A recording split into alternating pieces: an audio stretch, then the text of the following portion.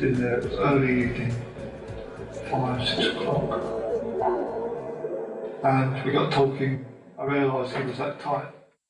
I saw the guy killed in here a few times. Seen myself. I just don't get why someone would do that. I think he's long gone by now. We hope. As with Peter Walker, Ireland went back to Dunn's flat for sex. Once again, he demanded money with horrific violence.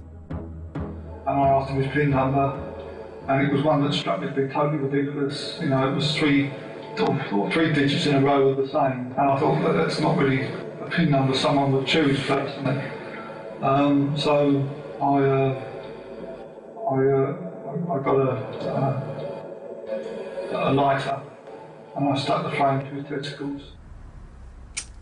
After subjecting Dunn to this torture, Ireland strangled him. He's like a director. He's got a video in his head. He knows where he wants to go. He's tied up his victims exactly as he wants, and that gives him a great deal of power and control. He then jacks it up a stage to actually strangulation. People like him who are planning it, enjoying it, that's the buzz. And that's the thing that leads him on to do it again and again and again. Careful as ever, Ireland cleaned up the murder scene thoroughly. He even threw away his torch batteries after wiping his prints off them. I got this one off the bill, and that was taking the batteries out of the torch and wiping prints off of those and putting them back in with gloves on. If you want to ban that programme. Once again, Ireland withdrew cash from his victim's account. He saw this as reimbursement for the cost of the latest murder and as advance expenses for the next. For every new victim, Ireland bought new handcuffs, shoes, clothes, rope and gloves. He bought cheap handcuffs and a commonly used type of rope in case it was ever found. Following each killing, Ireland dumped part of the murder kit in the Thames and the rest out of the window during the train journey back home to Southend. Once there, he'd call in on Richard Higgs, one of the few people who had regular contact with him. But Richard had no idea of his friend's secret life. Colin come in and see me every 3-4 weeks. He didn't stay long. Usually just came in, had a brief chat, spoke about what was happening in his life and left. The two men had met whilst working at a night shelter for the homeless. Ireland was sacked after complaints about his behaviour. He was angry and depressed and hated his new job, breaking up wooden pallets. He didn't get the job satisfaction at all on the other little jobs that he did. Nothing satisfied him like working at the night shelter. So what have you been up to then? Not much. Still working at that place down the road. Can't tell you how much I hate it, though. He was living in a bedsit. He was very unhappy. Lost is a good word. That would sum it up. He was lost. I personally felt quite sorry for him at the time, for that 6-month period after he left the night shelter. Might help me out with something. Well, that's good. Might head down there again next week. I think he used to sort of come here to test the ground, to see whether anybody had mentioned anything or if there was anything untoward, spooky, to think that I was totally unaware of what was happening. Had no idea what was going on at all. Back in London, despite the two victims drinking in the same pub, the two killings were not linked. At the time, the Metropolitan Police Force was split into 5 areas. As Walker and Dunn lived in 2 different areas, their murders were investigated by 2 separate teams. There was very little cooperation across forces in London or sharing of information as there is now, so that a murder in one patch would not necessarily be linked automatically with a murder in another patch. And there was a further problem. Because Dunn was gay and because of how his body was found, police suspected his death was a sordid accident rather than a murder. As a result, it barely made a paragraph in the local paper. The level of knowledge displayed by the police at the time of gay lives and their willingness to believe that an awful lot of murders were sex games gone wrong or accidents seems extraordinary.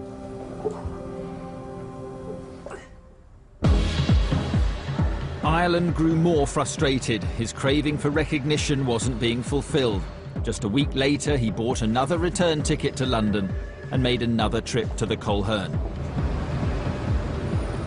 It was building up.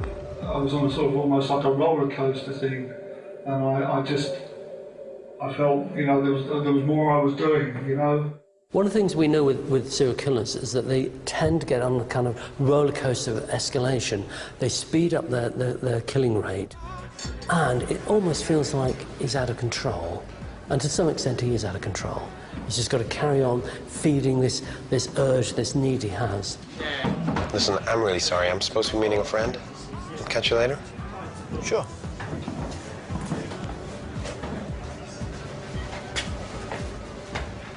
If Ireland had been disappointed by the lack of publicity for his crimes, things were about to change. His next victim would be Perry Bradley, son of a US congressman. Ireland made a beeline for him at the Colquhoun on June the 4th. He was a businessman. He had a flat nearby in Kensington, and we went back to the flat. Once there, Ireland resumed his by now familiar routine of torture and extortion. Well, it's happening. There's not a lot you can do about it. So, what happens now? I'm a professional thief, and believe me, I'll do anything to get money. I've tortured people to get what I want, and I'll start hurting you if you don't tell. I'm capable of killing you. You've got no need to do that. Please, I'll give you the money. I'll give you what you want. I'll go get you the money myself if you want. No. I won't allow it. Don't worry. I won't let them find you tomorrow all tied up. You know, I said to him, it's going to be a long night. I suggest you get some sleep if you can. And I just sat and listened to the radio, and he actually went to sleep. Bradley, amazingly, did go to sleep, unaware that the man in his flat had already killed twice. By morning, he would have killed 3 times. And while he was asleep, I put a noose around his neck. He barely came to. It was quite quick. I throttled him with the noose, and he hardly struggled. And some, for instance, Walker, it took longer. After claiming his latest victim, Ireland turned on the radio and began the usual clean-up operation. But for once, his familiar calm seemed to desert him. I think that affected me mentally to quite a degree, sitting in with these bodies for sort of like 5 or 6 hours on some occasions, watching them gradually sort of look at blotchy as they do and cold, and it wasn't something that I don't think I could cope with, to be honest. I wasn't dealing with it too well. The discovery of Perry Bradley's body sparked yet another murder investigation. But once again, police failed to link this death with the earlier killings. It did attract national publicity, though. Back in Southend, Ireland watched the TV news coverage at his friend's house. Colin turned to me and said, "What do you think of this, then?" Another natter on the loose. Unbelievable, isn't it? Just sort of raised his eyebrows and didn't agree with me. I can't put it into words. I can't explain how it makes you feel. Foolish, perhaps, that you didn't notice, but surprised mainly, I think. Surprised. Yeah. They believe they could prove vital witness. Ireland was frustrated. He'd killed 3 times. The problem was that the police were not linking the crimes. Therefore, no one even acknowledged that a multiple murderer was on the loose. So Ireland just carried on killing. Collier. I think Collier was the only one I was angry with, in a funny way. It was the only one I got cross with, and that's, you probably noticed that in the way the body was found. I felt real anger towards him.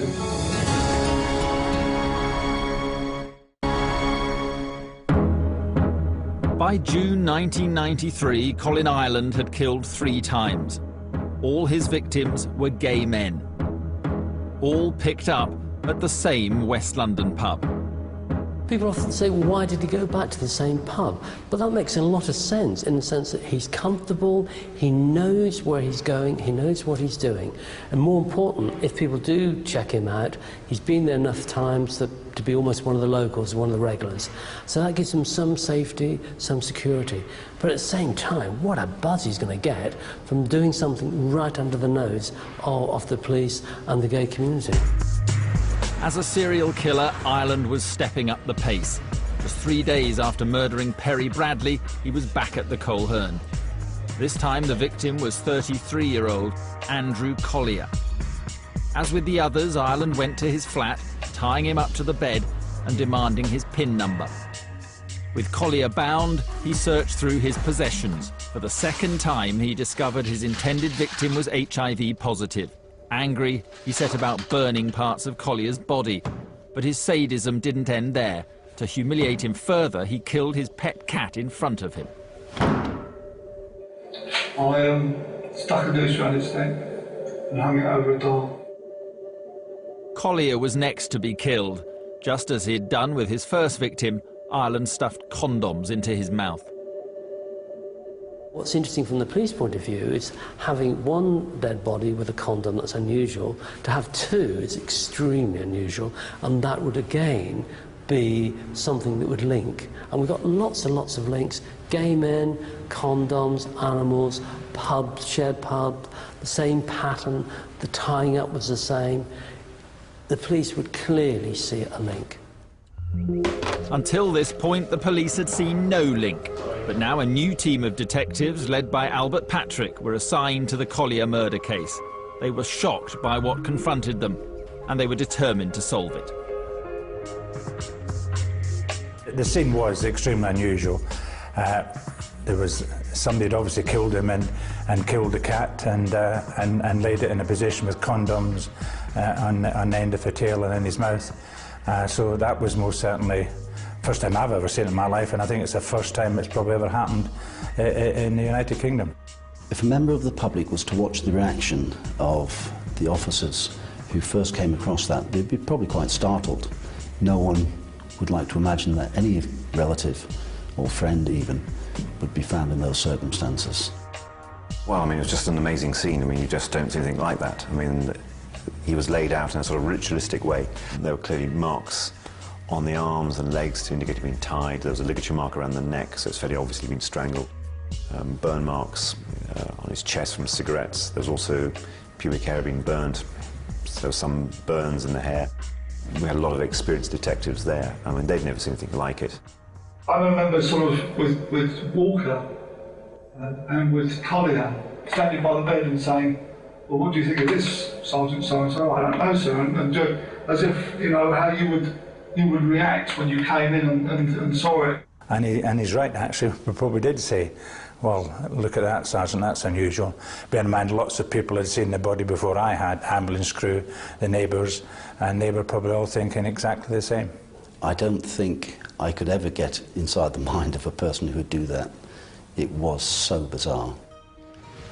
So bizarre, it prompted the new team of officers to look beyond the murder of Andrew Collier.